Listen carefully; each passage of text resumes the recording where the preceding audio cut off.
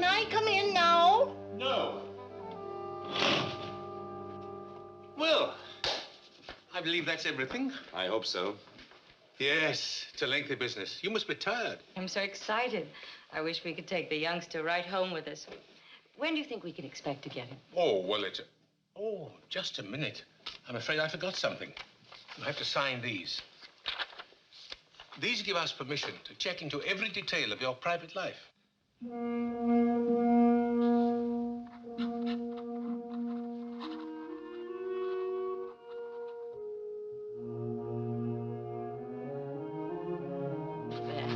you. Thank you. Well, that does it, I think. I'm sorry to have kept you so long, but you understand that we must be most careful. After all, it's a child's life. Our investigation can't be too thorough. How long will it be? Well, it all depends. Matter of months, perhaps. But we'll keep you posted. Thank you very much. Eve, dear, we'll be late. Goodbye, and please hurry. Goodbye. Goodbye. Thank you. Goodbye. Goodbye.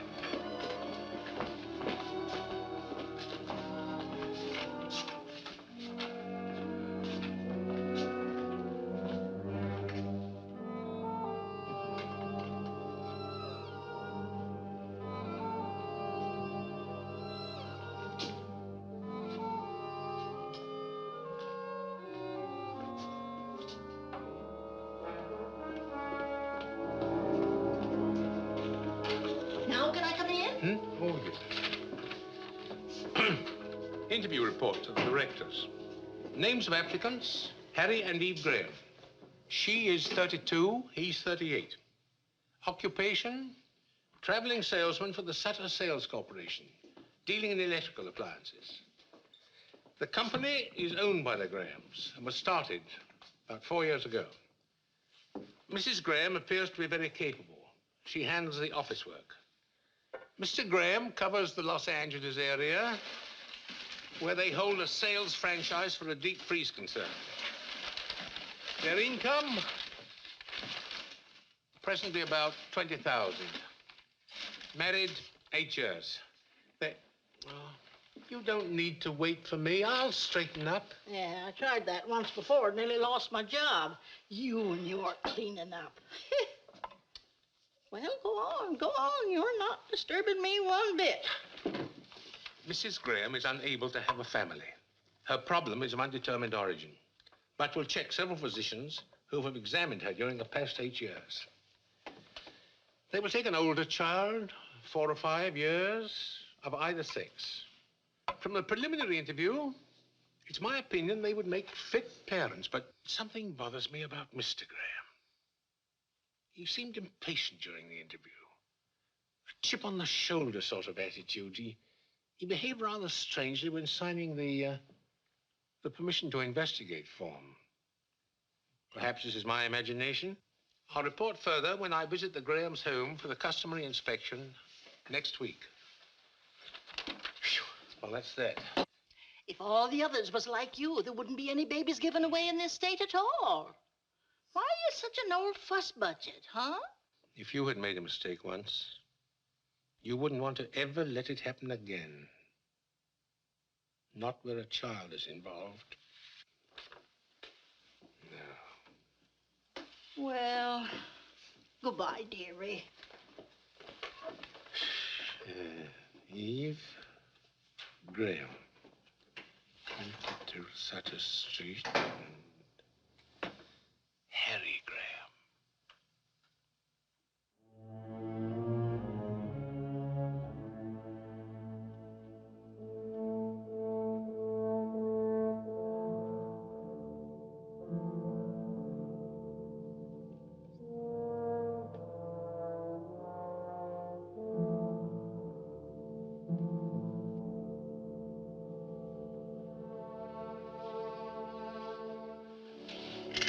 Hey. What goes on? Oh, I couldn't resist him. He's the beginning of a collection. There's a whole army that goes with him. We haven't heard anything yet. Oh, but we will, you'll see. Mr. Jordan looks like Santa Claus. Just like a man who gives babies away. And anyway, it's good practice for you, being awakened by mechanical toys. On a teddy bear in the face, and maybe later on a football in the tummy.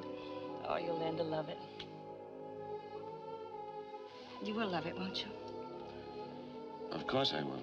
Why do you ask? Oh, then it's just my imagination. The other day in Mr. Jordan's office, I thought maybe you were sorry we'd started the whole thing. I wasn't sorry. It's just that Santa Claus was such a deliberate old codger, he got on my nerves, that's all. How about undoing my blouse? How about getting yourself pulled together? This is Tom Morgan's Saturday with us. You can do the Caesar salad. What else is cooking? Oh, everything you hate. Roast beef rare, potatoes brown. How does that sound, Master? Sounds like the perfect wife. Good in the office, great around the house. I wonder if it will like him. Well, if it doesn't, I'll keep it myself.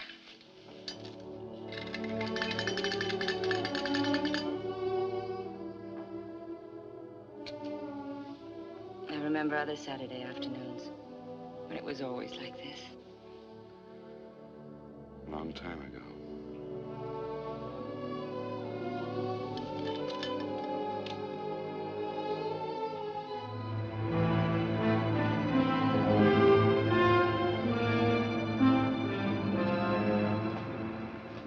You know, this really is a beautifully planned apartment. Yes, we think so.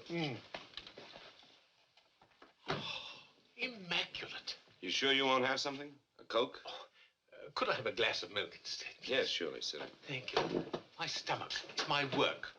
All the tension. If you don't mind my saying so, Mr. Jordan, I think you take your work much too seriously. It's not worth it. I think it is. By the way, we've begun our investigation on you. Oh? How's it look? Everybody speaks very highly of you. But? I've been a salesman too long not to recognize sales resistance when I see it, Mr. Jordan. I have a feeling you don't want us to have the child. Oh, I wouldn't say that. Thank you. Well? Am I right? I don't know whether I do or not. At least not yet. I understand you spend a great deal of time in Los Angeles on business. Yes, that's right. Then perhaps you could give me the names of some of the people down there with whom you work. Oh, it's all routine, nothing more than that. You're very conscientious, aren't you, Mr. Jordan? Well, I'll drop you a line and refer you to lots of people in Los Angeles. There's something else about me I think you should know. I have a small mole on my right shoulder. Would you like to see it? Oh, Mr. Jordan, I'm sorry I'm late. That's all right. I was early. What are you two doing in the kitchen? Mr. Jordan's been looking us over. I've seen your home. It's pleasant. Very pleasant indeed. Won't you stay for dinner? Oh, thanks. I can't. I have to get back to the office. Lots more paperwork to do there. I'll see you to the door. Oh, thank you. Goodbye, Mr. Thank you, Mrs. Graham. Thank you.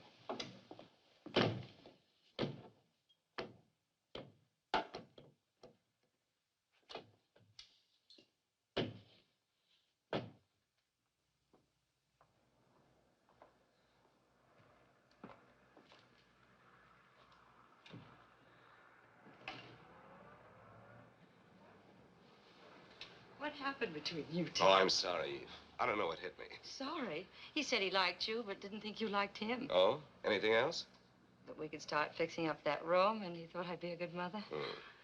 For once, Mr. Jordan is right. Well, the star salesman of the Sutter Corporation had better get on his horse. What time's your plane? 9:15. I've got a date with the Clark Company buyer first thing in the morning. If we can only sell that account. By the time you're a father, just think you can hire one salesman or even two the way things are going, and you can stay home and run the show. What's this? Are you resigning? Well, not exactly. I'll be around to heckle a bit. That's a woman's privilege. Well, I've got to pack. Oh, I'll do it for you, but there's not much to pack. Everything's in Los Angeles.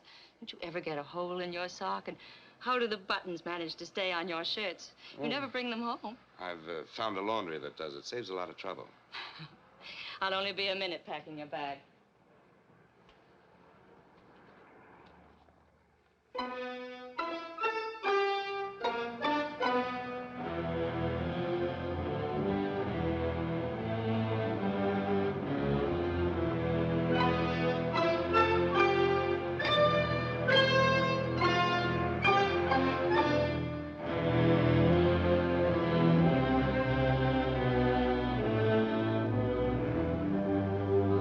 Oh, yes. I know Harry Graham very well. Like him. He handled our product for several years until... Until what?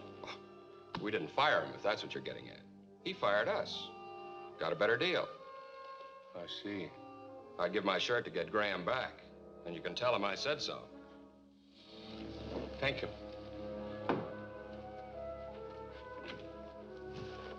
Thank you very much.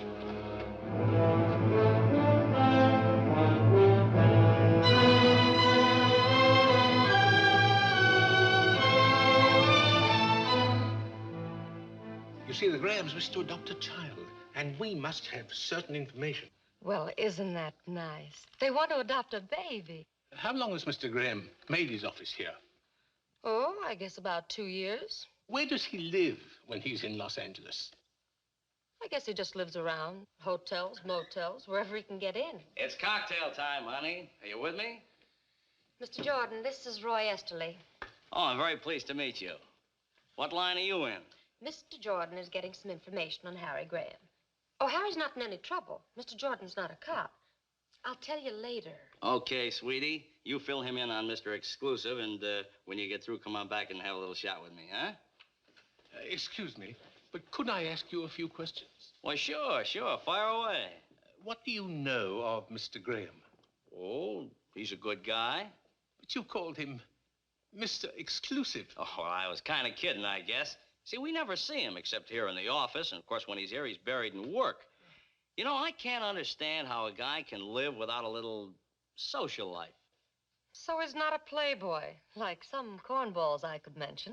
Playboy. He's the original invisible man. You never see him anywhere. He's not at the hotels, restaurants, nightclubs. Man comes to town, and just like that, he disappears. Mr. Jordan, I have an idea. I'm sure Harry will be calling, and you can get everything you want right from him.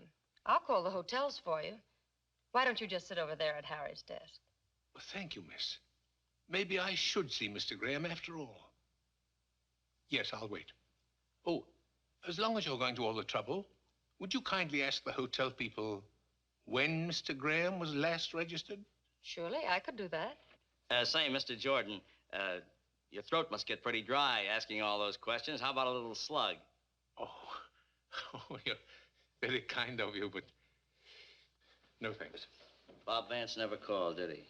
No. That's good, because I don't want to talk to him. Hello? No, he's in Redlands. He'll be back the day after tomorrow. Yes, I'll have him call you.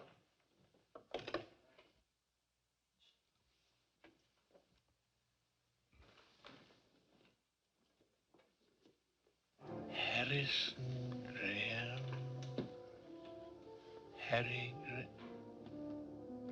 Harrison Graham. Good night.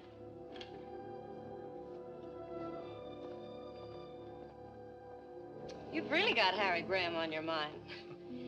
I'm sorry it took so long, but the hotels had a check. You know, it's funny, but he hasn't registered any of them for months. Several of them remember him. Of course, he could be staying at a rooming house, but that doesn't sound like him. He likes everything nice. You're very kind. I'm sorry for all the trouble. By the way, is Mr. Graham known by any other name than Harry? No, his name is Harry. Look, Mr. Jordan, he was in yesterday, and I know I'll be hearing from him soon. Give me a number, and I'll have him call you. Or maybe you've gotten everything you need, huh? No, not yet. Excuse me, it's that board. Ah, thank you. Graham. Harrison Graham. 132 Brinkman.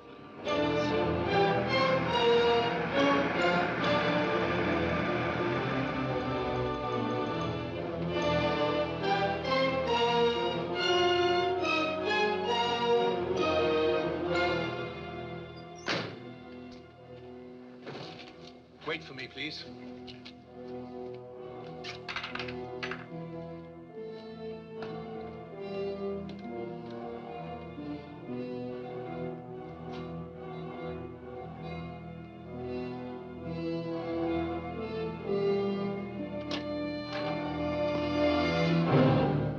Good evening.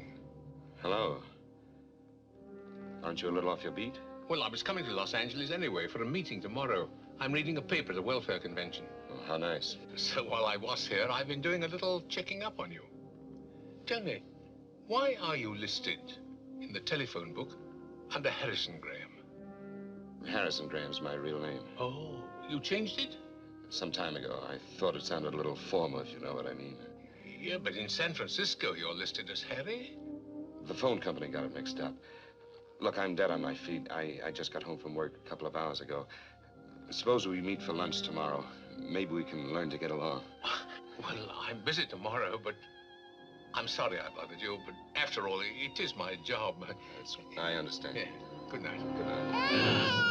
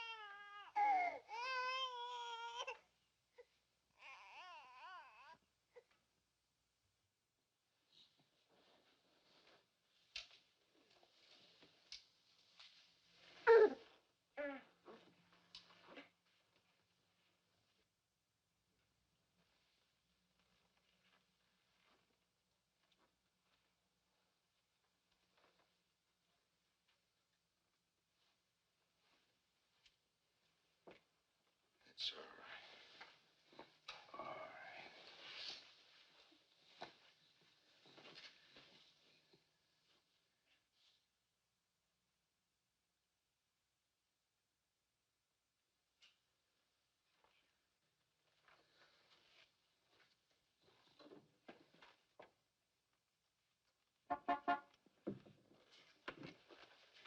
Pay him off. Tell him to go. You wake them both up. My wife's sick, too. She's in the other room asleep. She's been up with the baby 2 nights in a row.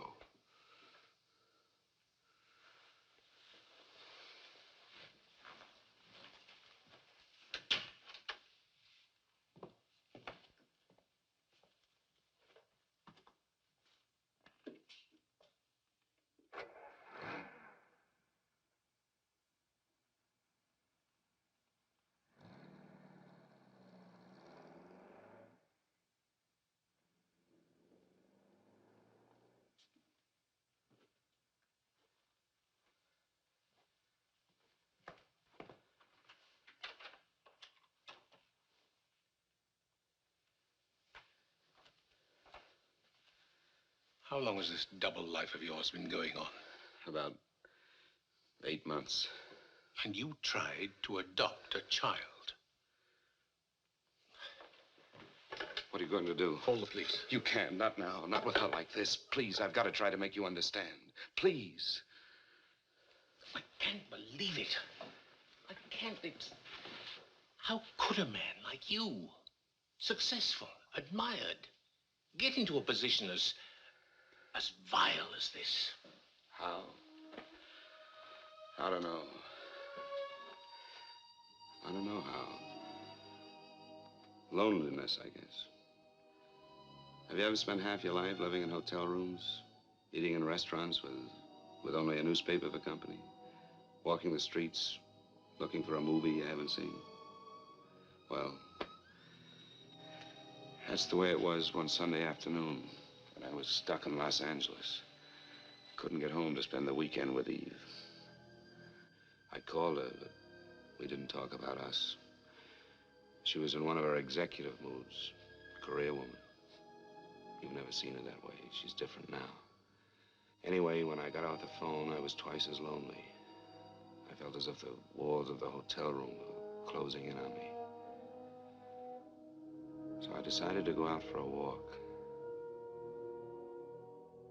Some men on the road escape their loneliness with women who are easy to get. But that didn't work with me. In all the years of my marriage, I never looked at another woman. Eve was my whole life. Yet, sometimes in those years, I felt a distance between us which was more than miles. When we found out we couldn't have children, Eve was bitter, restless. It was my idea coming into the business. She caught on fast. So fast, she doubled our sales in no time. And our marriage, well, it became a business partnership. So on that particular Sunday, my aloneness was like a pain. Visit that fabulous Beverly Hills. It's only $3.25 including tax. And we'll give you something to talk about when you get back to your hometown. Hey, folks, the tour is just about ready to leave. See the homes of all of Hollywood's greatest movie stars. Visit that fabulous Beverly Hills. It's only $3.25 including tax. It'll give you something to talk about when you get back to your hometown. I liked movies, though I really didn't care where Clark Gable lived. But here were people going someplace, and I went along with them. Hey, folks. Ladies and gentlemen, this is glamorous Beverly Hills. Here are the most beautiful homes in the world, where your favorite stars of screen live and play.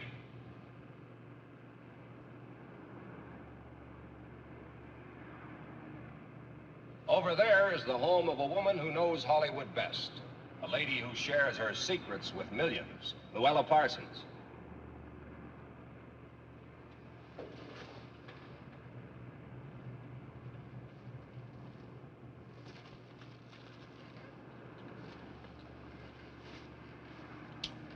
Thanks. Here we are. On your right is the home of that shy and modest man, Harvey's friend and yours, Jimmy Stewart. Now take a look on your left, and you'll see the home of that funny, funny man, Jack the Miser Benny.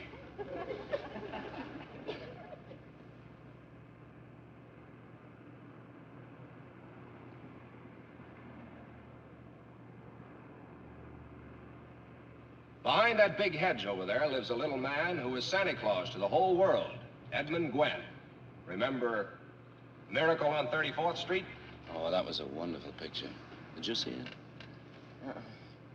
You missed something. I'd like to know where my favorite mule, Francis, lives. What's that? Oh, excuse me. That's all right. Haven't you any interest in how the other half lives? No, not particularly. I'm just crazy about bus rides. Gives me a chance to get off my feet. And here is a home of a man who's good with the jokes and a genius at the piano, Oscar Levant. Oh, I heard him play a Gershwin concert once. He was just great. What is this, the story of your life?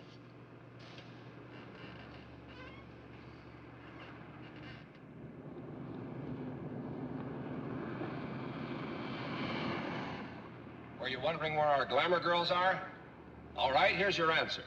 On the right, you see the home of that fine actress, Barbara Stanwyck.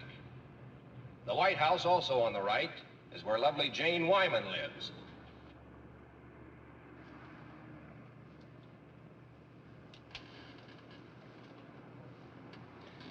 You know, you just like me for my lighter, that's all.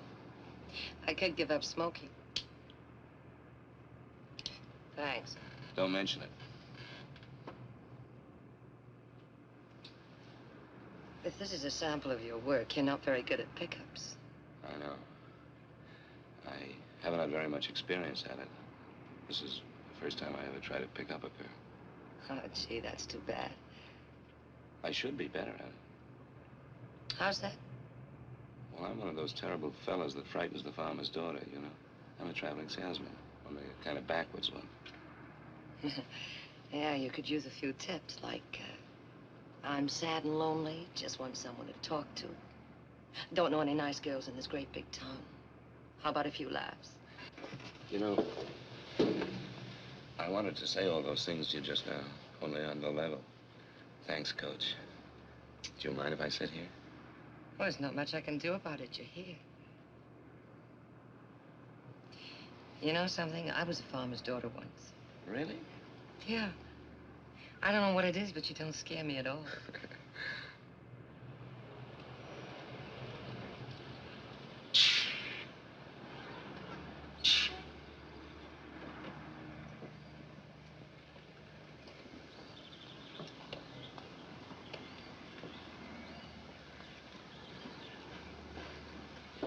Well, thanks for the use of the lighter.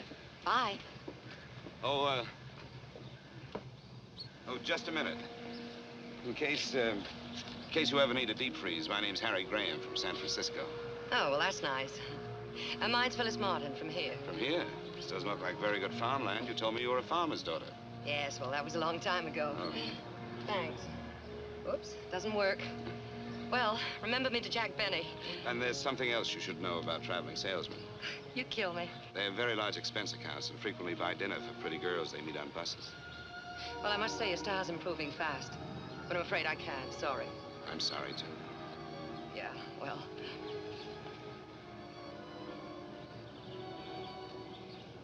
Do you like Chinese cooking? Sure. Why? Have you changed your mind? I know a place that has the greatest water chestnuts in town. If you can stand water chestnuts. I'm mad about them. Let's go. All right.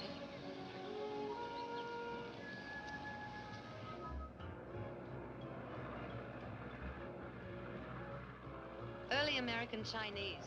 You're gonna love it.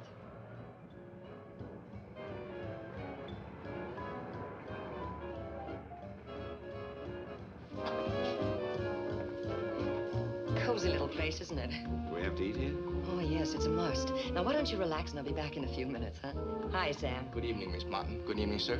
Will you take care of the gentleman for me? Like this way, sir? I'll have a drink at the bar while I'm waiting for the lady. Good.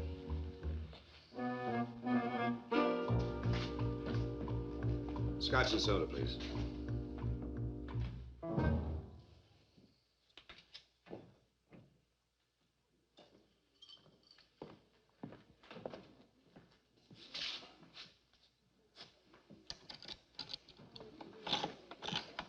Here you are, sir. Oh, thank you.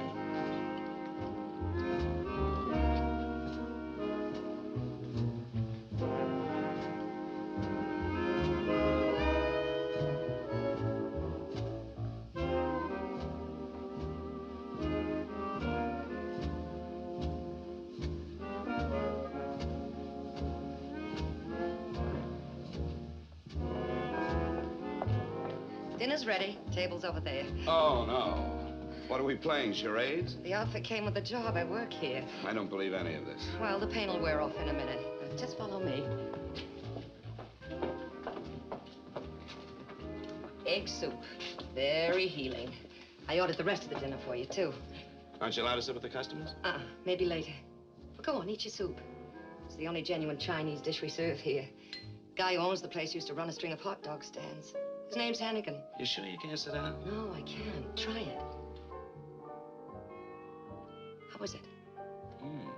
Tastes good. Say, where are all the people? Oh, Sundays are quiet. And all the rest of the week. How long have you been working here? About 6 months. I needed a job, and Hannigan needed someone to liven up the joint. You can see I've been a howling success. Ah, come on, sit down, huh? No, I can't. Say, where'd you say that farm was? I didn't. Little place called Pennsylvania. How'd you get all the way to Los Angeles? Well, I wanted to see the world. So you started with China, huh? That's right. You know something? They've never heard of chop suey in China. You don't say. That's right. It's the house specialty here. And the next course, if you can stand it.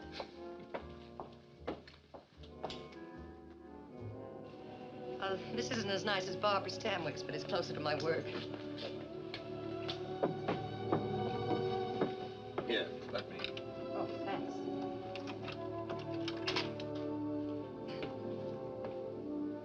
Well, thanks for a lovely evening. There's nothing. Drop in again sometime. So long. You know, we've been together 7 hours, and I still don't know a thing about you, except that you're the nicest stranger I ever met on a bus. Well, I don't know anything about you either. Let's leave it that way, huh? All right. I will tell you one thing about myself, though. What's that? On that bus this afternoon, I felt just as lonely as you did. I feel better now.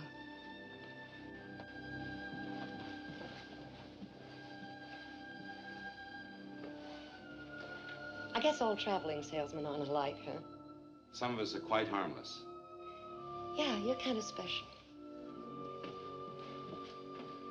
Good night.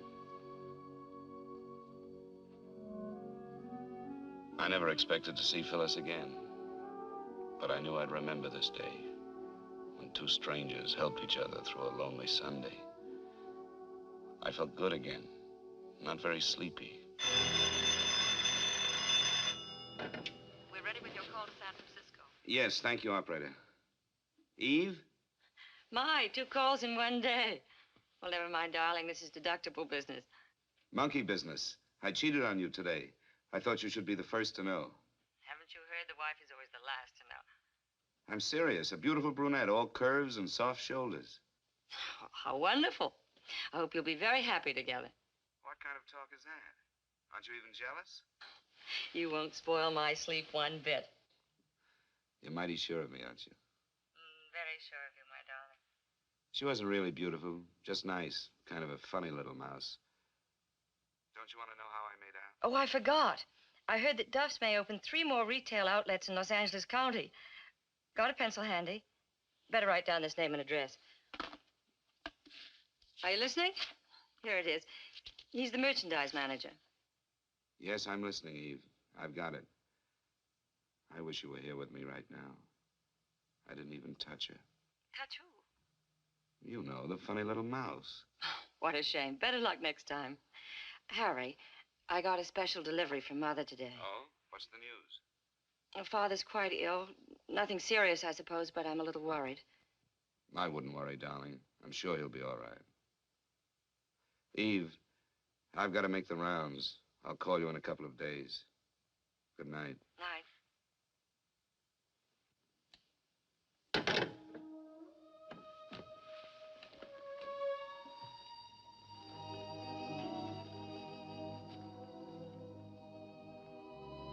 And in a couple of days, I did get home. Dead tired and a little bit sick of the deep freeze business. I only wanted a weekend with Eve, but she had other plans, big plans. Tom Morgan, our lawyer, was there. Carl Forbes. He was a buyer for the Redmond chain. I'd never been able to sell him. Then Eve decided she'd try the woman's touch. Why did you ever send your wife in to sell me? She packs quite a punch. Hadn't you heard? Eve's the brains, I'm the brawn. Oh, don't listen to him. I'm just Harry's little secretary trying to get along. I was afraid you'd ask me how the thing worked. Well, how does it work? Would you like some more coffee? No, thanks. Now tell us all about the superior mechanical features.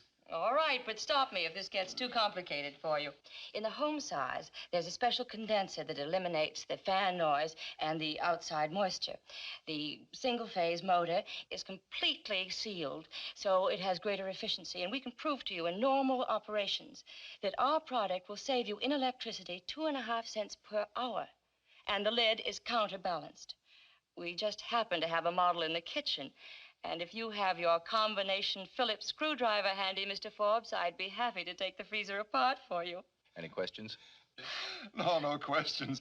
And no demonstration, please. I'm convinced. At least almost. Perhaps another little brandy? Harry, Mr. Forbes would like some more brandy. Harry? Oh, of course. Sorry. Tom? No, thanks. No more. How about a little poker?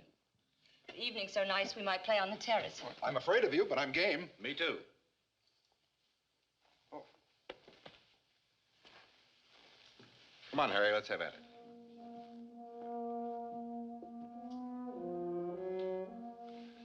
You know, I think we're really on our way. I'm sure we got Forbes. It's the power of a woman for you. Oh, I'm so happy. I'm so sleepy. Good night, Don. Eve, I just figured something out. In the last month, we've been together 6 days and 14 hours, not counting when we're asleep. Doesn't make any sense. Did you hear me? 6 days, 14 hours.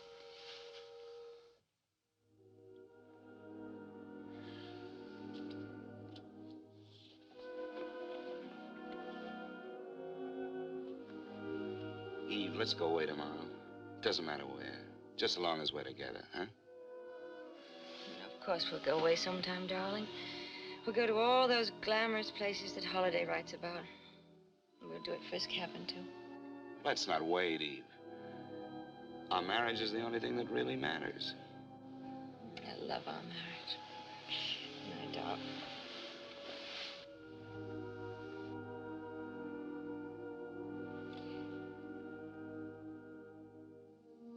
So I hit the road again. When I got back to Los Angeles, I found myself dropping into the Canton Cafe. 1 tea coming up, rice cakes, and your fortune free. Shall we go? The decorations are terrible, but the service is great. Oh, come on, sit down, huh? Just for once. You want me to lose my job? Uh-huh. What does it say? You will travel far. Well, that's right in the button for a traveling salesman. Here's another one. Uh-huh. Money and fortune await you. That's better. And the last one. Dance and the world dances with you. Wow. Things are warming up. Do you like to dance? I don't know. It's been a long time. Well, do you want to take a chance with me? All right. When you finish tonight, where'll we go? Oh, why don't we stay here? It's so romantic. You're a little character. Miss Martin, Oh. over there. Sorry. See you later. That night we danced. There were other evenings with Phyllis, too. We asked nothing of each other. I had never kissed her, never touched her. Just being together was enough. But all the time, I suppose we were fooling ourselves. Ready. Good night, Sam. Good night. Good night. Thanks. Well, Phyllis, tomorrow's my birthday. Do you want to have dinner with me? Help me celebrate? I'd love to. And tomorrow's my day off. I'll pick you up at 7. Sure you haven't anything better to do? I'm sure. Okay. Phyllis.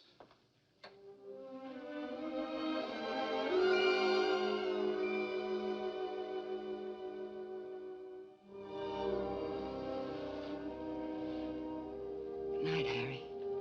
Good night.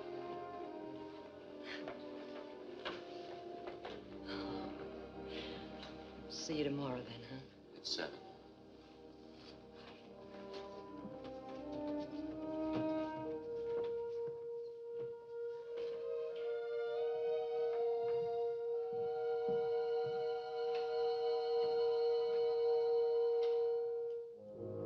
I spent my birthday trying not to think of Phyllis. Still, I felt her closeness. I was finding out that I was not the take-it-and-leave-it kind. I knew then I couldn't see Phyllis again, that night or any night. I felt like someone who walks away from the edge of a cliff, back onto solid ground. I felt pretty low, too, about walking out on her. But it was better this way, much better. Come in. Tray's over there.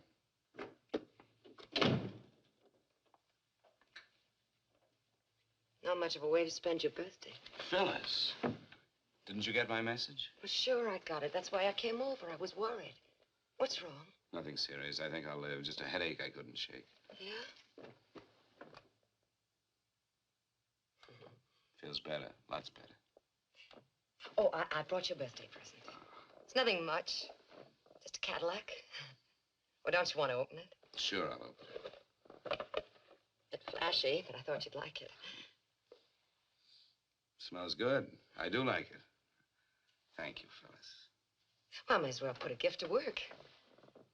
Just close your eyes now. We'll take that headache away.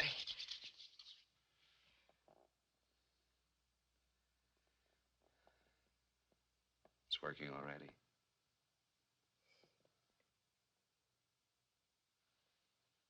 Any happy returns?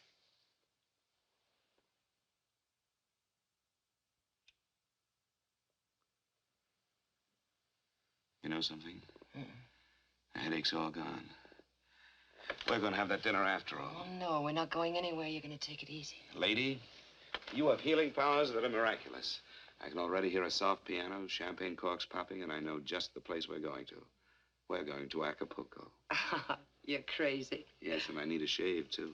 Look, I'll go home and get into something slinky, then pick me up in 15 minutes, huh? All right. I'll get into something real uncomfortable. You kill me. See you.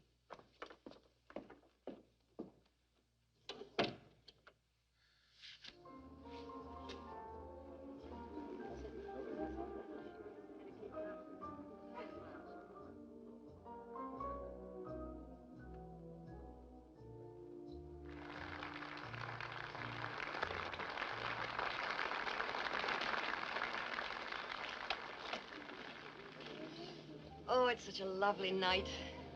This is going to be even better than the last part. I'm glad your birthday only comes once a year. This once was worth it. Acapulco. You know, I never thought I'd make it. And only 30 minutes from downtown. You know you fall in love here. It goes with the check. When did you make that up? Just now. Have you ever been in love? I've tried it. You know what I think? I think you fell in love once, got hurt, been running away ever since. All right. I bet you read palms, too. Yeah, he was with the occupation forces in Germany. You've heard of those Dear John letters, haven't you? Yeah, sure. Well, I got a Dear Phyllis. Seems I lost out to a little Fräulein. I guess all men are no good, huh? Oh, I don't know. I think there are one or two nice ones left in circulation. Here's looking at you, Phyllis. Thanks. The stars were very bright, but it wasn't the stars. You know, you're a funny one. Don't you want to know if there's someone in my life? Whether I'm married, divorced, whether I have 6 children, whether I've spent any time in jail? No. Why not? What good would it do me if I did know all those things? I like you as you are. The way we are. I don't want anything from you. And I'm afraid of being in love again. I touched your hand, the spell you cast was a magic thing.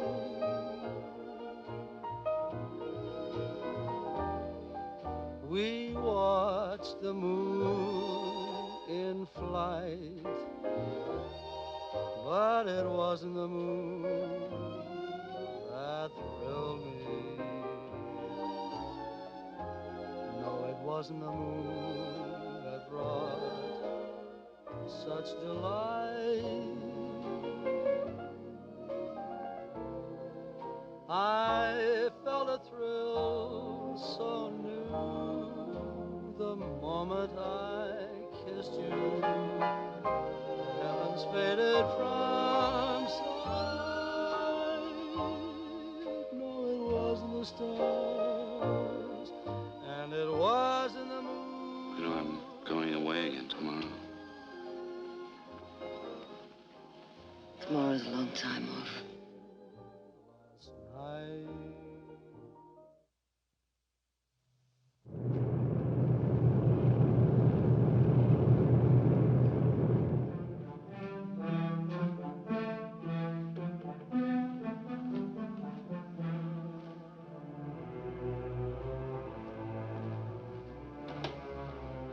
Eve? Eve?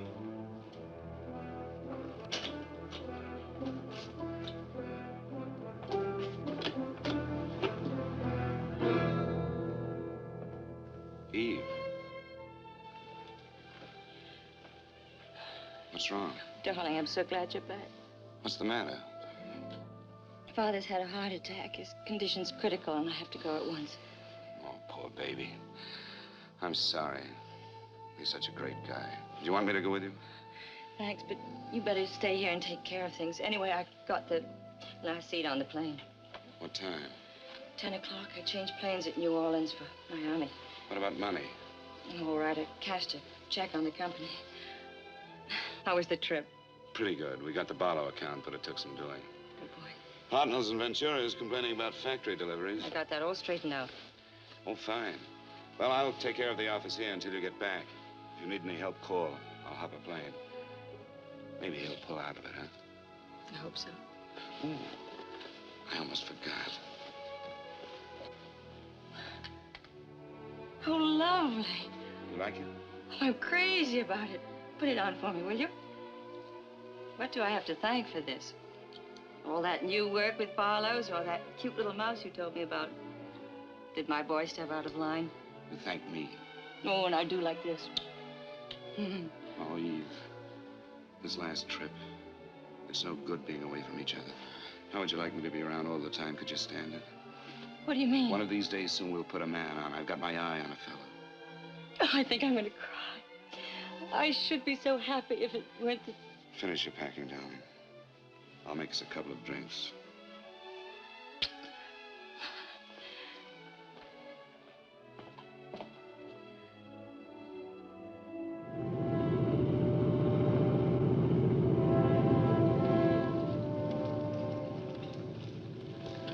I've been thinking about something. What was that?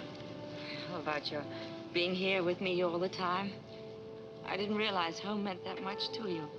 I've been so wrapped up in the business that I thought you liked things the way they are, traveling around and meeting people. I did, but I've had it. Now I want to stay put.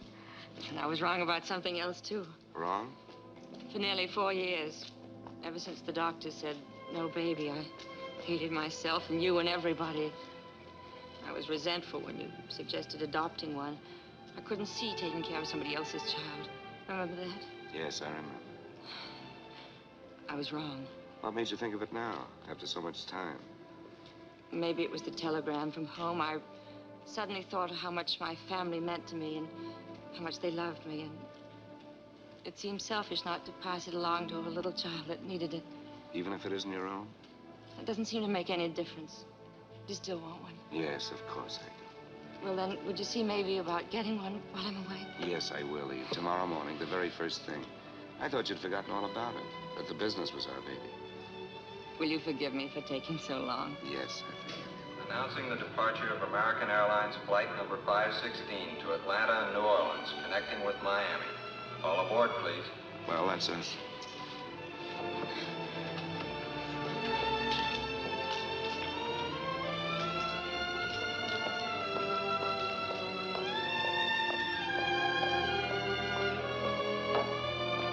So that's how I first crossed your path, Mr. Jordan.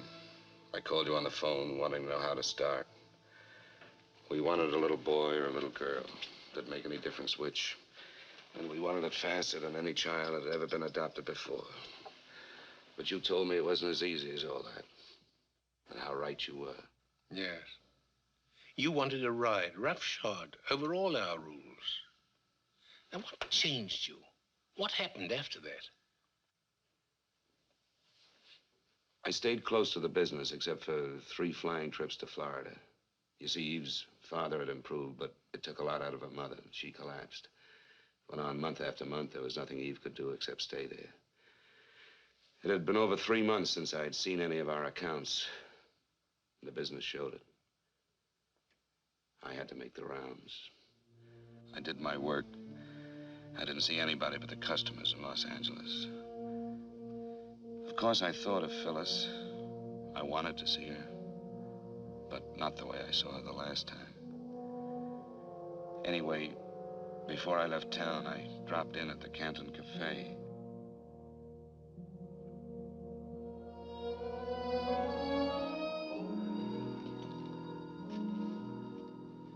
Hi, Sam. Hello, Mr. Crane. We miss you. Thanks, Sam. Miss Martin here? Phyllis? No, she doesn't work anymore. When did she leave? About a month ago, maybe a little more. Was anything wrong? She said she wasn't well. She was going away. Where? She didn't say. Will you have dinner here tonight, Mr. Graham? No. No, thank you. Thanks, Sam.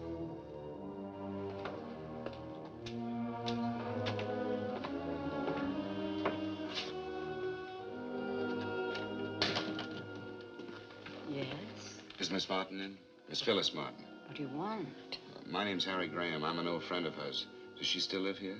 She still lives here, but She isn't feeling well. She doesn't want to see anyone. Well, I've got to see her. You remember me, don't you, Mr. Graham? I've spoken to you on the phone several times. Oh, yeah. Yes, I remember. Come in. Thank you. I think she needs you. Her room's right up there, first on the left.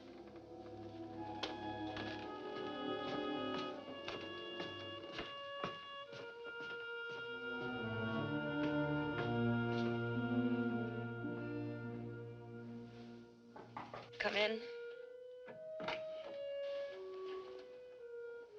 Harry. Hello, Phil.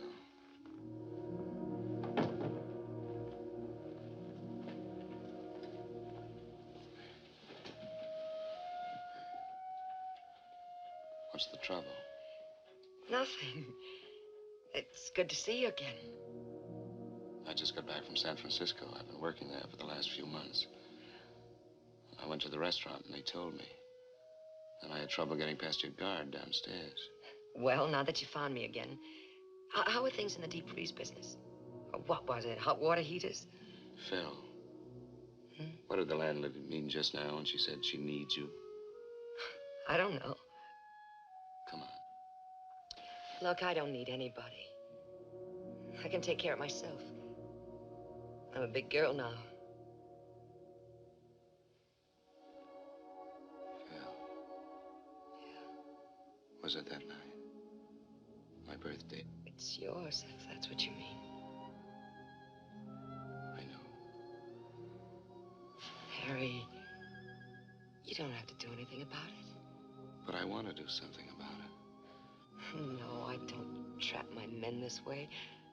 You're free just as you always were. Why didn't you want to see me? What were you afraid of? I don't know. I guess maybe I was afraid you wouldn't want me to have it. I don't think I could stand that. You see, I never had anything of my own until now. Don't be afraid. Of course I want you to have the baby. I'll take care of everything. Don't worry. Look. I've got some things to do. You stay here and rest a while. I'll be back later. Good. And Phil, I'm glad, terribly glad I found you. So am I. Come on.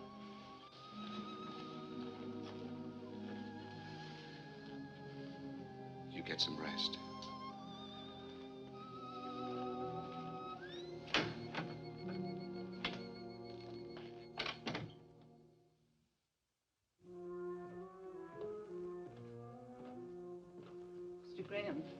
Mr. Graham, this is Dr. Wallace.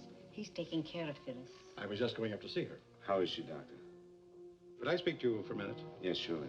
Excuse me. I think she's going to be all right. She's had a rough time of it this last month. 2 transfusions. And she's not very strong to start with. Then there's the mental, emotional state to contend with. You can understand. Yes, I understand. I think things will be better now that you're here. I'll take care of everything. Please give her the best. I'm glad she means something to you. She can be hurt just like the rest of us. Fooled me at first with that flip, hard act of hers. But that's not the real Phyllis. You must know that.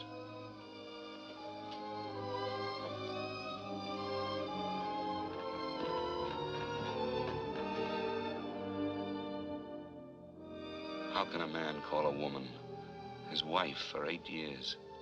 Someone whom you love, who loves you. How can you call her and tell her that you must have a divorce? Worse than that, you've been unfaithful. You're going to be a father.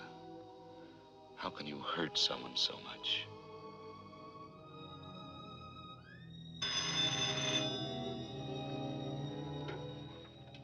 Hello? Eve? Oh, Harry, I've been trying to reach you. What is it, Eve? Your father? About an hour ago. I'm sorry, darling. I'm sorry.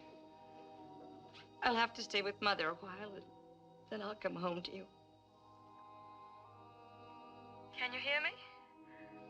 Yes, of course I can hear you. Are you all right, Harry? Yes, of course I'm all right, Eve.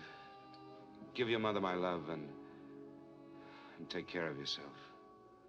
Goodbye. Goodbye.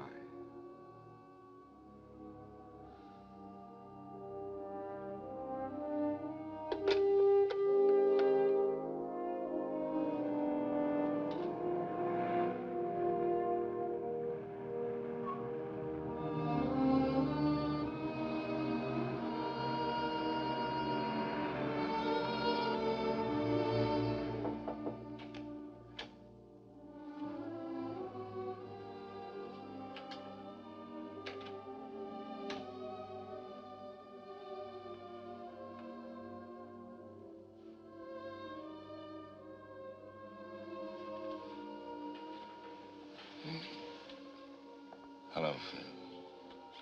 Hello. I forgot to ask you something. Yeah, what was that? Will you marry me? No. Not this way. I'm not asking you. I'm asking you.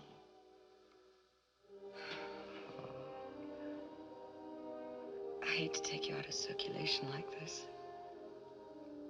There must be a waiting line. There's nothing like that. And no one like you. Are you sure you want me? I'm sure.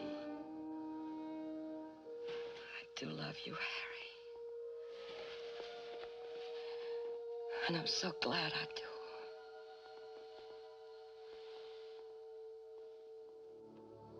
I stayed with her until she fell asleep. You may laugh, Mr. Jordan, but for the first time, I felt needed.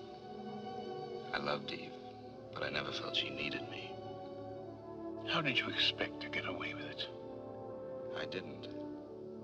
What did you do when Mrs. Graham came home a few weeks after your other marriage? Why didn't you tell her then? Wasn't that the plan? Yes, that was the plan. That was also the time when you came in again, Mr. Jordan. Do you have some cream? Oh, I have been away a long time. I never take cream, remember me? I'm sorry, I forgot. I have a surprise for you. Surprise? A sentimental surprise. Come on, bring your coffee.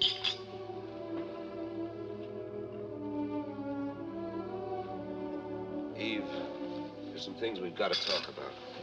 Father wanted you to have this watch. It was grandfather's, and then when Father and Mother married, it was a wedding gift to the groom. Grandfather said that having a watch and chain made a man feel more like a man, sort of like a mustache cuff, I suppose. I wish I could have thanked him for it. Well, he told me to tell you to take very good care of it because it should be passed down to our son. He said it was a lucky watch and should be kept in circulation.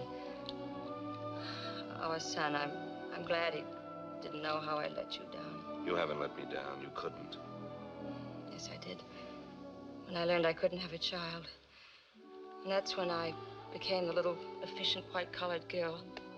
I forgot some things. You didn't forget. Maybe I became the absentee husband. Wanted to show the business world we were smarter than the rest. And we did show them. Listen, Eve. Come on. I've got another nice surprise for you.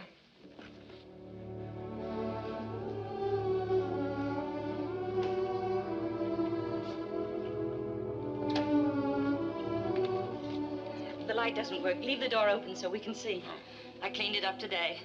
But don't worry about your golf clubs. I put all our junk in the closet and I stored the suitcases. Oh, I think it's going to be very nice when we get it fixed up. Go a little slower, Eve. I'm not with you. Remember Mr. Jordan? Mr. Jordan. When I left for Florida, you said you'd look into the adoption business, and you told me about Mr. Jordan. Oh, yes. Now I remember. I spoke to him on the phone. What about it? Well, that's a surprise.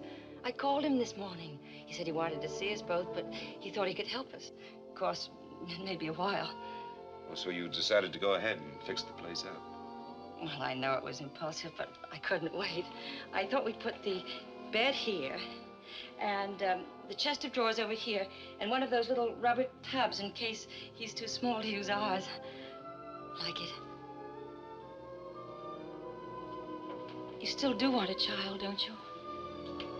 Is adopting a baby terribly important to you? Oh, yes. More important than I ever knew before. except for you, would mean everything to me. All right, then. I guess we'll go see Mr. Jordan.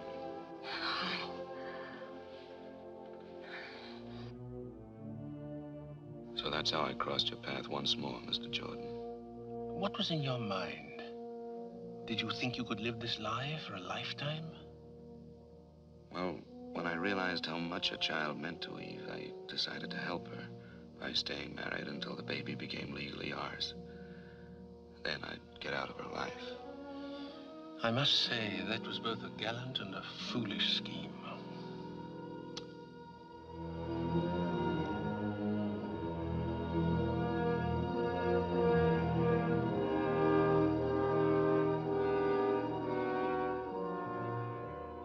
Those were months of panic, fear.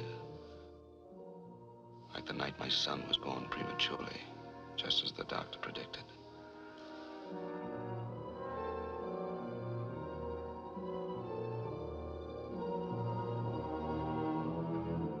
Mr. Graham.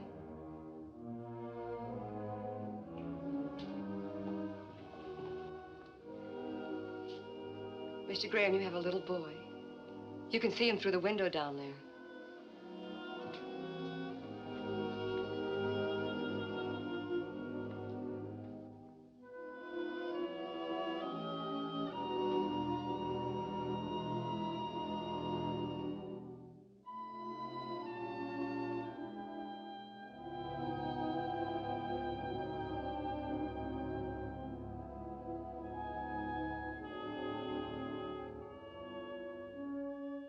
The axe began to fall one day not so long ago, when I'd just gotten in from San Bernardino. And I'd stopped by the office to clean up my desk. It was Eve's and my anniversary. I tried to get home, but I couldn't make it.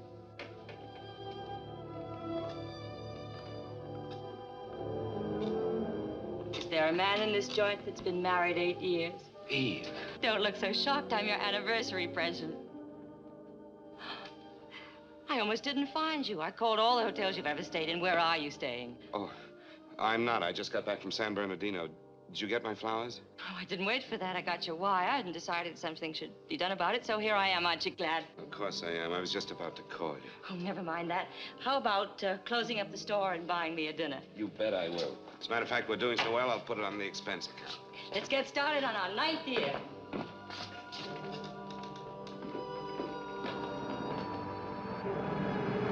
After dinner, Eve wanted to take a walk. I was afraid every step of the way.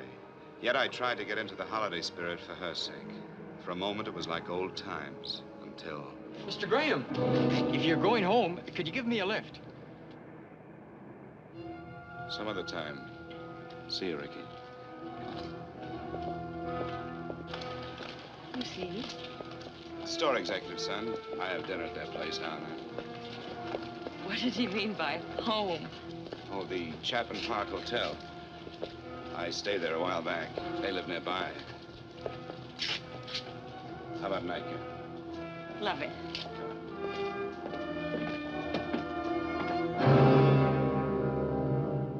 After I put Eve on the plane for San Francisco, I came home to Phyllis and more of my insane double life. I was beginning to act and think like a criminal, afraid to be found out, yet sick of deceit and lies. Hello, Phil.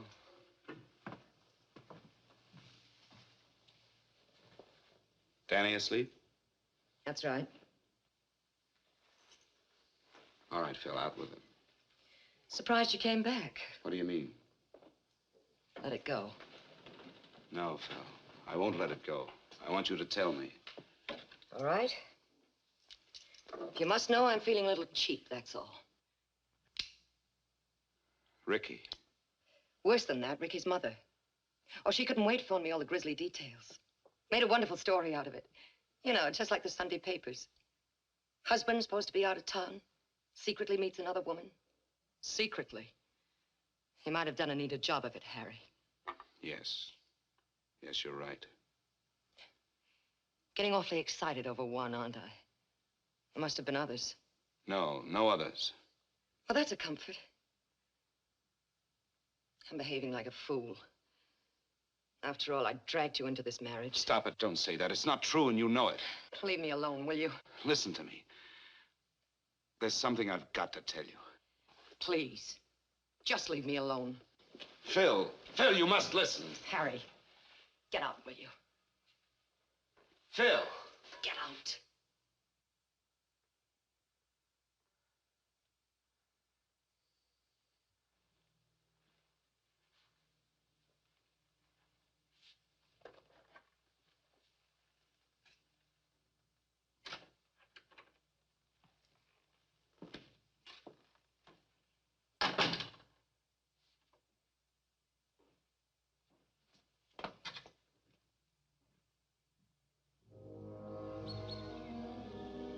I stayed at a hotel that night. Made a date to see Phyllis the next day. There were things we had to talk about. She said she'd meet me in the park near the house. It's hard to explain my thoughts as I sat there. I had my way out. Now I could put an end to this nightmare. I loved Phyllis and our child. I didn't want to lose them. And I hated to bring them pain.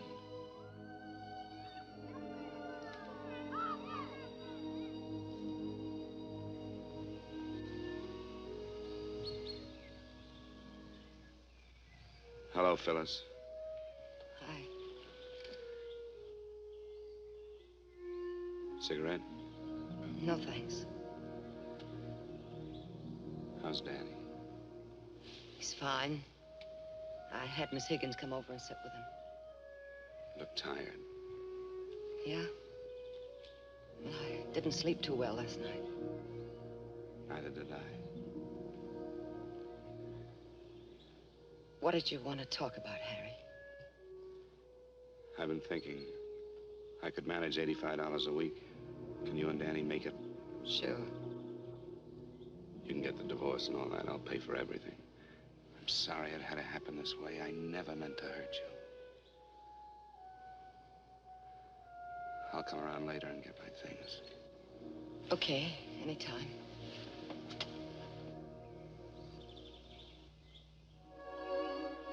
Goodbye, Phil. Goodbye. Harry. This is crazy. I can't go through with it. I guess you just gave my ego a kick.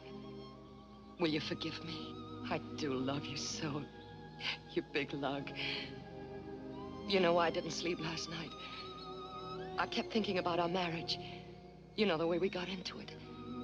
It wasn't fair to you. Don't say that, Phil. Never, do you hear me? Please, take me home, will you? You really want me to? Oh, yes. We need you. Come on.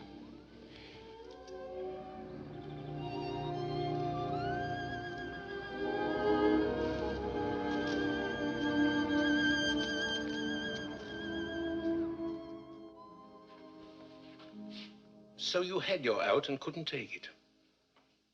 And yet all the time you knew it had to end this way. Now you're going to call the police. Well, maybe I ought to thank you.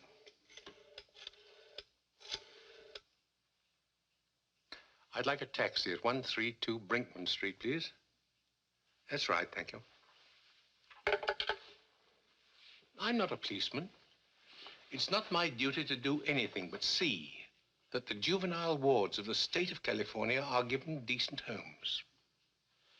I'll pick up my taxi outside.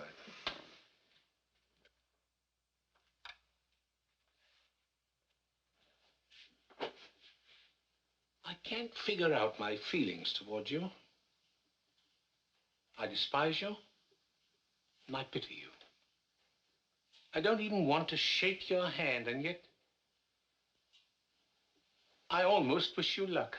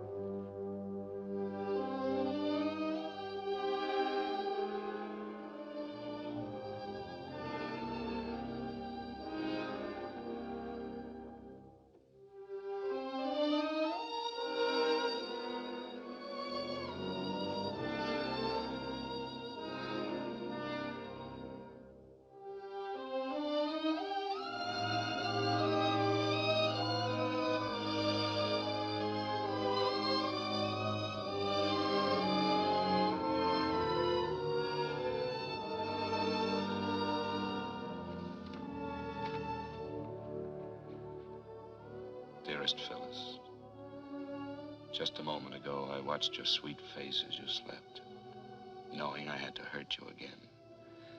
And when I tried to say goodbye to Danny, it was almost unbearable.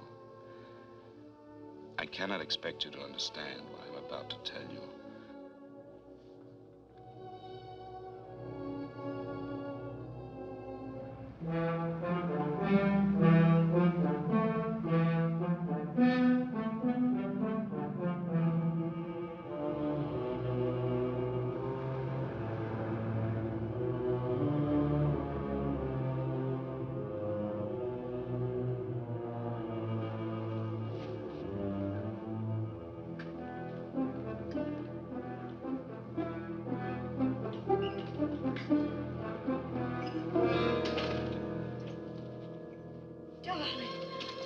Wonderful you're here. Why didn't you tell me? I couldn't. I have to go away. Go away? Where? I can't explain now. There isn't time. There isn't time. What do you mean? Tell me. I wanted to tell you. That's why I came back. But now there are people waiting for me downstairs. People, what are you saying? All I can do is pray that one day you'll forgive me. Try to remember one thing. I love you. I've always loved you. But you can't go away like this. Oh, I love you too. Dearest, it's the only way. Tom Morgan will call you. He knows all about it. Harry.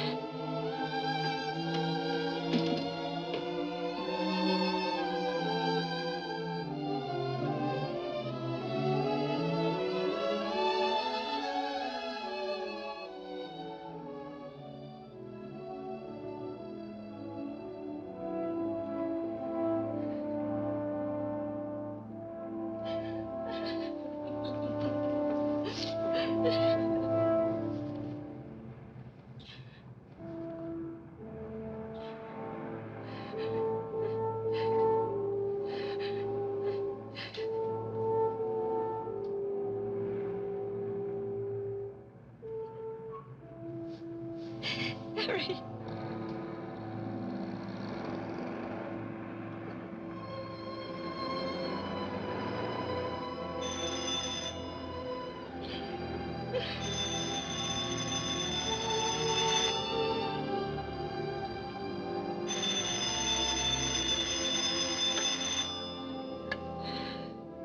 Hello?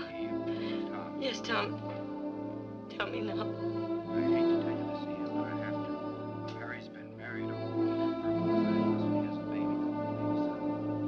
He got in town a couple of hours ago, went straight to his headquarters. He made a full confession. After that, he called me, and he asked me to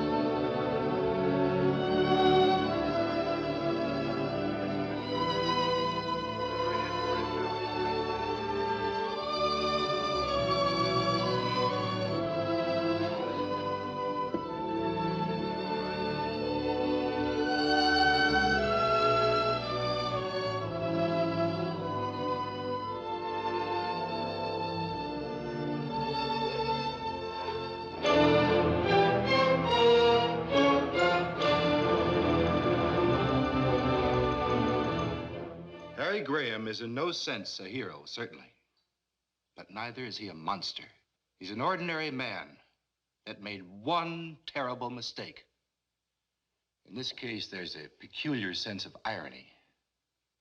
If Harry Graham had taken Phyllis Martin as his mistress, some people would have winked an eye and turned their head. But because he gave her and the child she bore him his name and an honorable place in the community, he must be utterly destroyed. Now, I don't deny that the defendant should be punished. But I do believe that in this case, punishment might well be tempered with mercy. Thank you. As the prosecutor has pointed out, there are many bigamist marriages going on that nobody knows about. The prosecutor is also quite correct in observing that this is a condition which strikes at the very roots of our society. Please stop it. I'm guilty. Why go on talking about it? As the counsel for the defense has brought out, there's irony in this case, tragic irony. I suspect that the defendant may have even loved both these women. Perhaps he even needed them both. I also suspect that he may now have lost them both. When he's once more a free man, it won't be a question of which woman he'll go back to, but rather which woman will take him back. That decision is theirs. Under any circumstances, he'll be forced to continue to support them both, and he will legalize the status of his son by naming him in his will. These are decent women, Mr. Graham. You're basically a decent man, and that's the whole point. When a man, even with the best intentions, breaks the moral laws we live by, we really don't need man-made laws to punish him. He'll find out that the penalty of the court is always the smallest punishment. Sentence will be passed by this court 1 week from this day at 11 a.m. The court is adjourned.